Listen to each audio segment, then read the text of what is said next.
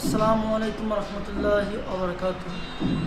প্রিয় দর্শকবৃন্দু, রমজান মাসে আপনাদেরকে রমজানের শুভেচ্ছা ও অভিনন্দন। আশা করি সবাই ভালো আছেন। তো আজকে আপনাদের সাথে যে বিষয়টি শেয়ার করব সেটা হলো খুবই ভাড়া কিন্তু মন নিয়ে একটা কথা বলতে চাই।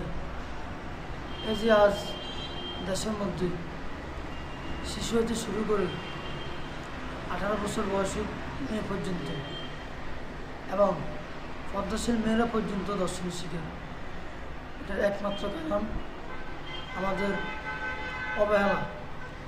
আমাদের সচেতনতা আরও বাড়াতে হবে যাতে করে কোনো দর্শক আর এরকম কাজ না করতে পারে। আমাদের একটাই বিচার হওয়া উচিত, এই যে দর্শকরা আপনার একের পর এক দর্শন করছে, যেমন এই আসিয়াকে দর্শন করেছে, এটা খুবই বারাক্রান্ত মন, এটা মেনে নেওয়ার মতো না।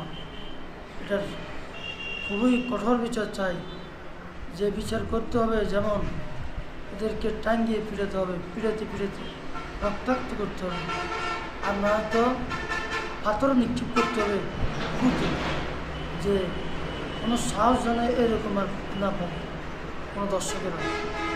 তো আমাদের সবাই সচেতন থাকা উচিত, দেশের এই ক্রান্তি লগ্নে আমাদের এগিয়ে আসা উচিত। তাই আমরা সচেতন হই, আর নিজ থেকে আমরা আজ একজন এগিয়ে যাব, তো দেখবেন 10 জন আপনাকে আশেপাশে আছে ধরার জন্য। তো সাহস করতে হবে, এই সাহসটা সবাই থাকা উচিত।